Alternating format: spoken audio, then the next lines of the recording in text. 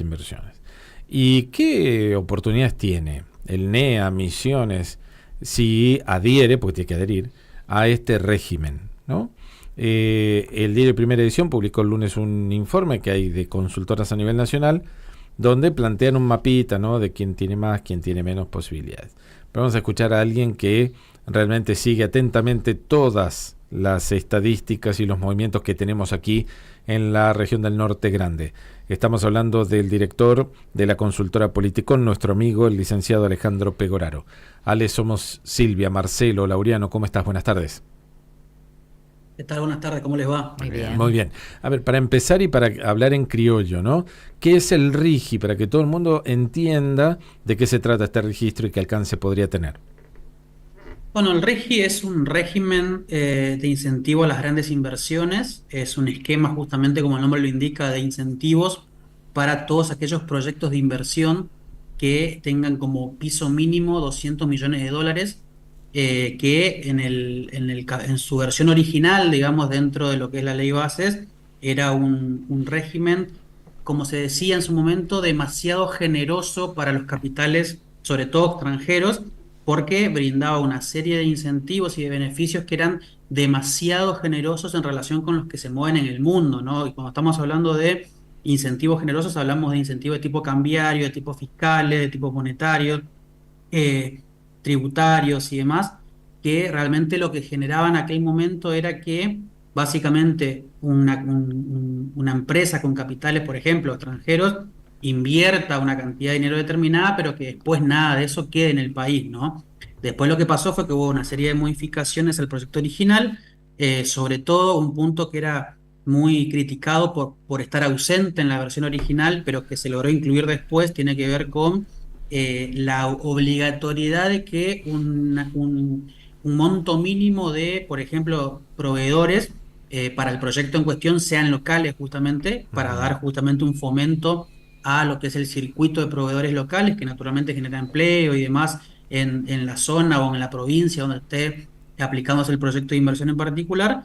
Y bueno, se ajustaron algunas que otras cositas para que no sea justamente sumamente beneficioso para quien invierte, pero no para el país en términos de desarrollo de largo plazo, ¿no? Entonces, este régimen lo que termina generando es eso, es un esquema, es un paraguas de alguna manera bajo el cual se mueve inversiones que sean, como te Uh-huh. decía, de un piso mínimo de 200 millones de dólares, con, bueno, obviamente beneficios que no tienen otros regímenes, o no tiene el régimen general de inversiones particularmente, que lo que intenta hacer es justamente es atraer capitales a que realicen inversiones de fuerte magnitud en áreas en particular, energía, agroindustria, forestal y demás, y de esa manera, bueno, un poco paliar esta situación que tenemos en el país de que hace mucho tiempo no hay inversiones de fuerte magnitud que generen y que exploten, mejor dicho, de alguna manera las potencialidades propias que tienen la Argentina en general y obviamente cada provincia con sus actividades económicas en particular. Uh-huh. ¿Y cuáles serían los pro y los contra? Porque mucho se habla de que podría afectar a las pymes principalmente. Bueno, un primer punto en aquel momento, en el inicio de la discusión sobre el RIGI, tenía que ver con que el hecho de poner un régimen muy generoso en términos de incentivos, pero con un piso mínimo de 200 millones de dólares, lo que generaba, mejor dicho, era una especie de competencia desleal, porque las pymes nacionales no podían competir, no podían incorporarse a ese régimen obteniendo los beneficios, sobre todo, por ejemplo, tributarios que tienen aquellas que sí estén abarcadas en los requisitos, porque naturalmente las pymes argentinas no tienen, o en su gran mayoría no tienen una espalda para financiar proyectos de 200 millones de dólares como mínimo, ¿no? Uh-huh. Entonces, Sí. el primer punto era ese. El segundo punto tenía que ver un poco con lo que te decía antes, vinculado justamente a incorporar un punto dentro del régimen que genere una obligatoriedad, aunque no usan la palabra esa, de que una determinada cantidad mínima de lo que son los insumos, por ejemplo, para un proyecto sean de proveedores locales y generar esta especie de compra argentino, ¿no? Para fomentar justamente la cadena de proveedores alrededor de un proyecto. Pensemos, por ejemplo, a ver, un proyecto minero, supongamos, ¿no? Uh-huh. Que requiere muchos insumos requiere equipamiento, maquinaria, mano de obra, y que si vos no pedís que toda esa cadena sea local, naturalmente puede pasar de que compañías extranjeras vengan con todo armadito y se vayan con Claro, todo claro. armadito. se Exacto. llevan la No plata. genera un Ujú, desarrollo local. ujú. Sí, ¿Cómo? Yo digo que se terminan llevando la plata sin, Sí. sin que haya una inversión una local, ¿no? competencia Exactamente. del... Entonces, claro, en términos de lo que eran las pymes, sobre todo, más Ujú. allá de que, bueno, hubo algunas cámaras y asociaciones de pymes que veían con buenos ojos el proyecto en términos conceptuales, la crítica más fuerte era esa, Sí. no provocaba un beneficio directo a las pymes, sobre todo aquellas que son justamente proveedoras. Entonces, bueno, eso se cambió y Ujú. de alguna manera se diluyeron las críticas al respecto porque, como te decía, se estableció esta obligatoriedad de que haya esta cadena de proveedores incorporadas dentro de lo que es el proyecto general, que naturalmente te genera un movimiento de la economía local muy importante. Vuelvo al mismo caso que decía antes, el tema de la minería, por ejemplo, Catamarca, vamos a poner un ejemplo, ¿no? En los últimos 2 años, o Salta mismo, el hecho de que se desarrollaron muy fuertes los proyectos mineros en relación al litio, cobre y demás, generó que haya toda una cadena de proveedores que hayan visto muy beneficiados por justamente mayor venta, por uso de mano de obra y demás, y que eso obviamente derramas luego hacia la economía local en particular, ¿no? Entonces, eso es, de alguna manera, es el gran objetivo de un proyecto de inversión, que es justamente la llegada de dólares para lanzar un proyecto y que ese proyecto derrame sobre la totalidad de una economía provincial o local. Vamos a Misiones y el NEA. A ver, ¿en qué podría beneficiar económicamente o perjudicar el RIGI a nuestra zona y qué sector específicamente? Bueno, en términos de perjudicar, yo entiendo que no hay un punto específico que te perjudique. Ujú. Quizás el perjuicio está en el hecho de que no llegue ninguna inversión, Sí. de que haya muchas trabas para justamente un proyecto de inversión se instale y por ende no se instale y pierda justamente esa posibilidad. Ahora, en términos de beneficio, bueno, en primer lugar, en el NEA sobre todo tenemos una economía altamente ligada al agro. Pensemos, Ujú. por ejemplo, ¿no? Incluso vos, Laureano, mencionabas antes unos estudios que se hicieron, que se conocieron el fin de semana, que después nosotros de la consultora ampliamos al respecto de emisiones, que tiene que ver con la forestoindustria. La forestoindustria es una economía muy fuerte a nivel regional, sobre todo, obviamente, lo que es Corrientes, Misiones, un poquito en Chaco, aunque muy chiquitito, más vinculado al carbón, son industrias que requieren de grandes inversiones para poder explotarlas en el buen sentido de la palabra, ¿no? Para poder magnificarlas en términos de impacto económico local y obviamente lo que le genera a la Argentina como actor, en este caso forestal del mundo, ¿no? Que es muy importante por suelo y hay que agregarle por pata industrial. Entonces, la forestindustria es hoy por hoy o es quizás el sector apuntado para que se promueva el RIGI justamente, porque lo que terminaría generando, en el mejor de los casos, justamente es un interés muy fuerte de capitales privados, ya sea extranjeros o nacionales, para poder desarrollar todavía más Ujú. esta industria forestal que está desarrollada, pero que requiere, como te decía, de un buen empujón que viene de la mano de dólares para poder terminar de explotarlas en términos de creación de empleo, en términos de mejores salarios, en términos de mayores exportaciones que generen ingreso de dólares y demás. Entonces, en términos de beneficio, estamos en una actividad que, si bien está bastante desarrollada, todavía tiene mucho para crecer, tiene altísimas potencialidades. Tenemos la particularidad que la forestoindustria a veces está mal vinculada con cuestiones ambientales, es decir, de que mucha gente cree que se trata de venir y deforestar y no tiene que ver con eso. De hecho, las políticas ambientales propias de Corrientes y Emisiones, y también de Ríos en menor medida, están vinculadas al cuidado de lo que es el suelo autóctono y el desarrollo de la industria forestal que viene Ujú. en paralelo, ¿no? Por eso también tenemos un gran número de hectáreas, por ejemplo, cultivadas y no autóctonas, que se destinan justamente al desarrollo de la industria forestal. Y hoy por hoy, Visiones, por ejemplo, es un actor central en la industria forestal del país, pero tiene unas potencialidades de crecer todavía muy, muy fuertes. Pensemos que hoy por hoy el sector por lo menos al último año, es un sector que exporta por cerca de 400 millones de dólares, es decir, es un valor todavía muy bajo, pero que se proyecta para algunos años, en el caso de desarrollar todas las potencialidades que tiene el sector, que pueda llegar a exportar más de 1.000 o 2.000 millones de dólares en 5 o 10 años, ¿no? Es obviamente que, como te decía antes, genera toda una cadena hacia abajo que tiene que ver con generación de empleo y que tiene que ver justamente con profesionalizar y potencializar el sector como un actor fundamental de la industria global del país, ¿no? Hoy por hoy, las industrias más fuertes del país, más allá de la agroindustria en términos de producción de granos y cereales, está más vinculado quizás a lo químico en la provincia de Buenos Aires, un poco a lo textil, un poco a la metalmecánica, pero la forestroindustria tiene mucho todavía para crecer, para posicionarse en ese lote de actores centrales de la industria nacional. Entonces me parece que por ahí viene la mano y el beneficio que puede tener.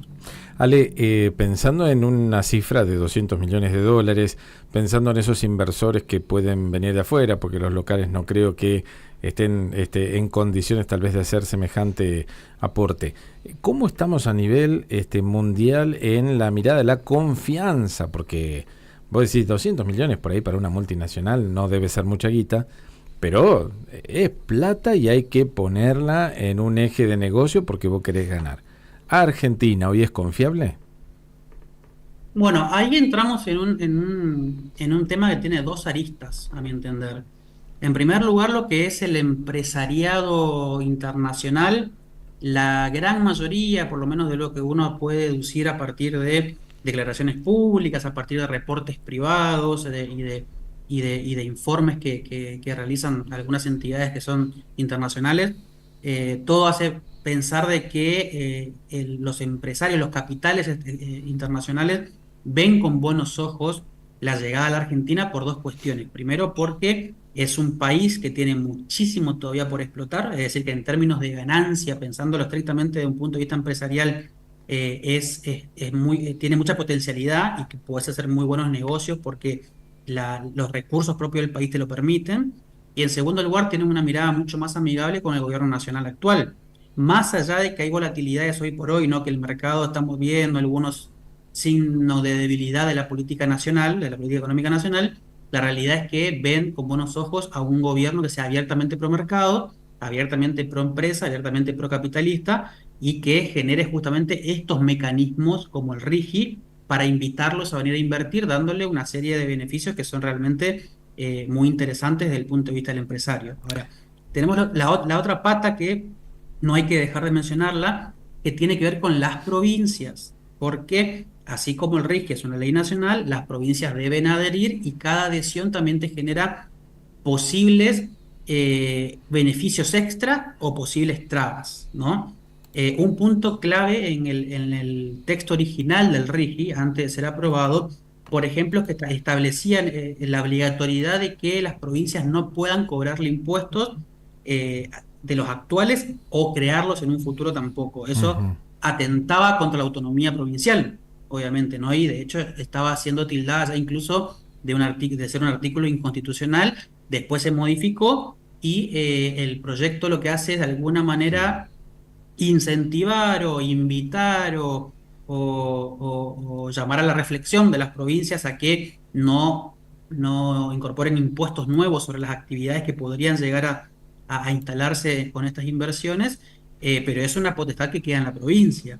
Entonces, si de repente hay provincias que adhieren al RIGI, por ejemplo, pero que te ponen algunos obstáculos en términos impositivos, como por ejemplo una alícuota específica de ingreso bruto, que sea superior a la alícuota general, por ejemplo, bueno, podría ser un desincentivo para que, por ejemplo, ¿no? un capital internacional que quiera desarrollar proyectos proyectos, perdón, forestindustriales se instale en Corrientes y no en Misiones, por Claro. cuestiones impositivas, o al Ujú. revés. Sí. Entonces, la cuestión provincial va a ser muy clave. Allá hay algunas provincias que manifestaron o que incluso enviaron proyectos a sus legislaturas de adhesión al RIGI con beneficios extra, están vinculados a tributos locales. Chaco, por ejemplo, ya lo hizo, todavía no se trató, pero está ingresado al expediente. Otras provincias todavía no han hecho demasiado al respecto, entiendo yo que lo están evaluando cómo adherir, bajo qué condiciones y demás. pero justamente, así como a nivel nacional está todo dado para que vengan a hacer la inversión correspondiente, todavía creo que muchos están mirando de reojo qué van a hacer las provincias, si van a adherir bajo el mismo esquema del RIGI y sin poner demasiadas cosas nuevas, o van a, como te decía antes, a generar algún esquema alternativo, o mejor dicho, complementario a lo que está, a través, por ejemplo, de cuestiones tributarias locales, y bueno, eso generará en los inversores un análisis extra para ver si realmente le conviene o no llegar. La última, el cepo al dólar. ¿Es una traba, es una señal de alerta para cualquier inversor? En términos del RIGI, no, porque justamente uno de los beneficios que tiene el régimen, que tiene que ver con el esquema cambiario, lo que genera es estar relativamente exento del cepo, con algunas particularidades, digamos, pero que no deberían afectar a su actividad, sumado a que se le da un plazo para que liquiden los dólares, igual que el régimen general, y luego de un par de años que no se liquide directamente en el mercado local, ¿no? Entonces, en ese esquema no debería ser un problema. Obviamente que en términos generales, uno de los puntos que el mercado a nivel internacional está pidiéndole a la Argentina es justamente una salida relativamente ordenada y relativamente pronta del cepo, porque en el medio tenés otros proyectos de negocio, otras inversiones, digamos, más allá de lo que es el RIGI, el cepo sí es un obstáculo hoy para la llegada de inversiones. Como te decía, podría ser una salida relativamente accesible el RIGI bajo los esquemas cambiarios que establece, pero no es una solución definitiva y por ende entiendo yo que hay muchos sectores de capitales extranjeros sobre todo que van a hacer, no digo una presión, pero sí seguramente sus recomendaciones y van a tomar decisiones un poco basadas en cómo ven el esquema de la salida del cepo. Obviamente que las últimas medidas del gobierno nacional en relación a la cuestión de reservas y cortar la brecha, acortar la brecha cambiaria y demás, están todas vinculadas a intentar llegar a un escenario en donde la salida del cepo sea ordenada y sea factible. Bueno, eso se ve con buenos ojos afuera desde el punto de vista del inversor, pero es un camino que todavía falta recorrerlo y no tenemos una estimación de en qué tiempo podemos salir del cepo, porque en el medio hay que arreglar todavía algunos desequilibrios que existen. ¿Te enteraste en tu recorrida por las provincias si hay ya diálogo con empresarios, hay empresarios que empezaron a buscar, qué sé yo, condiciones, charlas con funcionarios como para ir pensando esto a futuro? Sí, supe de cerca de 3, 4 proyectos que acá por el norte, vinculados por un lado a la minería, vinculados por otro lado a la agroindustria, en donde ya están de alguna manera comenzando a diseñar proyectos para enmarcarlos en lo que tiene que ver con el RIGI, con los requisitos que establece el régimen, que no son demasiado complicados igualmente, pero lo que están enfocándose, los casos que yo conozco particularmente, es más bien en conocer cuál es el mapa local en términos justamente de esto que hablábamos al principio, ¿no? Cuál es el mapa de proveedores, con qué pueden contar en términos de mano de obra, en términos de empresa de proveedor, en términos de insumo, equipamiento, maquinaria y demás. Es decir, no es lo mismo llegar a un lugar determinado para realizar un proyecto y que no tengas de repente una cadena consolidada de, por ejemplo, alquileres de maquinaria para excavación y demás, ¿no? Entonces, están un poco en un proceso de relevamiento. No son solamente capitales extranjeros, también hay capitales nacionales que obviamente estamos hablando de las grandes compañías argentinas, ¿no? Que no catalogan como pyme, naturalmente, pero que también ingresan al proyecto por el hecho de tener este piso mínimo de inversión y que están de alguna manera esperando primero terminar sus propios análisis y obviamente también esperando las adhesiones de las provincias. Gracias, Ale, como siempre, por enseñarnos, por aclararnos, por contarnos básicamente todo lo que tenemos que saber de estos movimientos económicos que va teniendo la Argentina y que podrían impactar en la región. Gracias a ustedes, a su disposición. Un abrazo, hasta pronto. Alejandro Pegoraro es el director de Politicón, esta